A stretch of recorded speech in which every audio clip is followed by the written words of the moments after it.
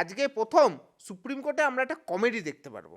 মানে সারা supreme court জুড়ে যেমন ভূমিকম্প হচ্ছে, তেমন ভারতবর্ষের বিচার ব্যবস্থা যে ভূমিকম্প লেগে গেছে, সারা পৃথিবীর বিচার ব্যবস্থায় ভূমিকম্প লেগে গেছে। মানে এত বড় দিকপাল আইনজীবী, আর ওনার প্রতিটা কথাতেই তো আজকে আইন সৃষ্টি হয়ে যাবে। সে হঠাৎ করে সুপ্রিম কোর্টে চলে গেল মামলা লড়তে। তোরে বাবা, এত বড় আইনজীবী!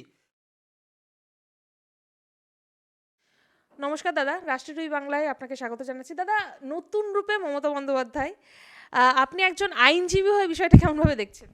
বিষয়টা হচ্ছে আইনজীবীরা আজকে ভয়ঙ্কর টেনশনে আছে। কারণ এমনি এখন আইনজীবীর সংখ্যা দিন দিন বাড়ছে, মানে কম্পিটিশন বাড়ছে। সেখানে দাঁড়িয়ে একজন বিশ্বের শ্রেষ্ঠ আইনজীবী আজকে তার এই ধরাধামে অবতীর্ণ হয়েছেন। আজকে সুপ্রিম কোর্টে এই পৃথিবীর সর্বকালের শ্রেষ্ঠ আইনজীবী তথা বাংলার ঘুগনিকন্যা মমতা বন্দ্যোপাধ্যায় ওখানে গিয়ে উপস্থিত হয়েছেন আইনজীবী হিসেবে। আজকে তিনি সওয়াল করবেন। মানে সারা সুপ্রিম কোর্ট জুড়ে যেমন ভূমিকম্প হচ্ছে, তেমন ভারতবর্ষের বিচার ব্যবস্থা যে ভূমিকম্প লেগে গেছে, সারা পৃথিবীর বিচার ব্যবস্থায় ভূমিকম্প লেগে গেছে। মানে এত বড় দিকপাল আইনজীবী, আর ওনার প্রতিটা কথাতেই তো আজকে আইন সৃষ্টি হয়ে যাবে। তো ওনাকে দেখার জন্য আমরা সবাই বসে রয়েছি। মানে সুপ্রিম কোর্টটা তো একটা সিরিয়াস জায়গা, সিরিয়াস। ওখানে বহু বড় বড় মামলা নিয়ে আলোচনা হয়, গুরুগম্ভীর আলোচনা হয়। আজকে প্রথম সুপ্রিম কোর্টে আমরা একটা কমেডি দেখতে পারবো। সেই কমেডিটা দেখার জন্য মুখিয়ে বসে রয়েছি। কমেডি কাকে বলে? আর দ্বিতীয়ত, সুপ্রিম কোর্টে সওয়াল জবাব করার ক্ষমতা মমতা ব্যানার্জির নেই। কারণ সেটা করতে গেলে যে অধিকার লাগে, মমতা ব্যানার্জি সেই অধিকার নেই। উনি সুপ্রিম কোর্টের নথিভুক্ত আইনজীবী নন, এটা আমি আপনাকে বলে দিচ্ছি। উনি ওখানে গেছেন, হায় হাত জোর করবেন, করে দাঁত বের করবেন, ওনার পলিটিক্যাল স্ট্যান্ডবাজি করবেন, এইগুলো করতে উনি ওখানে গেছেন, এছাড়া কিচ্ছু না।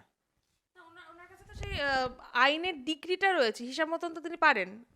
না, আইনের ডিগ্রি থাকলেই সুপ্রিম কোর্টে সওয়াল জবাব করা যায় না। তার জন্য আলাদা সুপ্রিম কোর্টের নথিভুক্ত হতে হয় ব্যক্তি সওয়াল জবাব করতে গেলে। সেটা তো ওনার নেই, যেটুকু আমরা জানি নেই।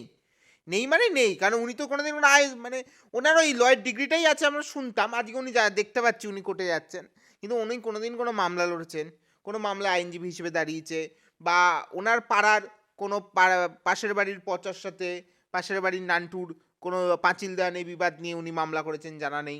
কোনো দিন কোনো একটা 1 কাঠা জমি রেজিস্ট্রি করেছেন বলে আমাদের জানা নেই, কিছুই করেনি। তাহলে সে হঠাৎ করে সুপ্রিম কোর্টে চলে গেল মামলা লড়তে। তোরে বাবা, এত বড় আইনজীবী! মমতা ব্যানার্জি বই লিখতেন, টাকা রোজগার করতেন শুনেছি, ছবি এঁকে টাকা রোজগার করতেন শুনেছি, এবার উনি আইনজীবী হিসেবেও টাকা রোজগার করা শুরু করছে। না না, আতঙ্কের থেকে বড় বিষয় কি জানেন? একটা জিনিস কি, মানে পুনর্বাসনের টাকা দরকার। আর তো 1 মাস পরে 2 মাস পরে ভোট। এইবার 2026-এ ভোটের পরে মমতা ব্যানার্জি তো মুখ্যমন্ত্রী পদে থাকছে না। তাহলে মুখ্যমন্ত্রী পদে না থাকলে তো গরু, বালি, কয়লা, চাকরি চুরি, আরও যা যা দুর্নীতি আছে, এইগুলোর টাকা সব বিভিন্ন দিক থেকে যেগুলো ঢোকে বলে লোকে বলে, কুজনেরা তৃণমূলের পার্টি ফান্ডে ঢোকে, সেগুলো বন্ধ হয়ে যাবে। তাহলে তো আয়ের একটা নতুন উৎস বের করতে হবে যেখান থেকে মাল কামাতে হবে। তাহলে উনি হয়তো এবার ওকালতির পেশাতে ফিরে আসবেন। ভালো, খেটে খাওয়া ভালো। আমরা এদিকে দেখতে পাচ্ছি আইপ্যাকের যে শুনানি, ওটাও কিন্তু পিছিয়ে গেছে। দেখুন, আইপ্যাকের শুনানি পিছিয়ে গেছে বলতে সুপ্রিম কোর্ট বলেছে ওনাকে একটা হলফনামা জমা দিতে। তাহলে হলফনামায় তো ওনাকে বলতে হবে উনি গেছিলেন, কী কী এনেছেন না এনেছেন। তাহলে ওনাকে একটা তথ্যের একটা ডিক্লারেশন দিতে হবে, এবং এই ডিক্লারেশনটা যদি মিথ্যা হয় তাহলে ওনার বিরুদ্ধে ব্যবস্থা নেওয়া যাবে। তাহলে মমতা ব্যানার্জি যত সময় যাচ্ছে আইনের মারপ্যাচে উনি জড়িয়ে যাচ্ছেন, এবং আইনের মারপ্যাচে উনি যেভাবে জড়াচ্ছেন তাতে করে আগামী দিনে ওনার জন্যও কিন্তু মদন মিত্র, সুদীপ ব্যানার্জি, তারপরে হচ্ছে আপনার পার্থ চ্যাটার্জি, শেখ শাহজাহান, এদের যে জেলের ভাত পেটে পড়েছে, মমতা ব্যানার্জির জন্য সেটা অপেক্ষা করতে পারে। ধন্যবাদ।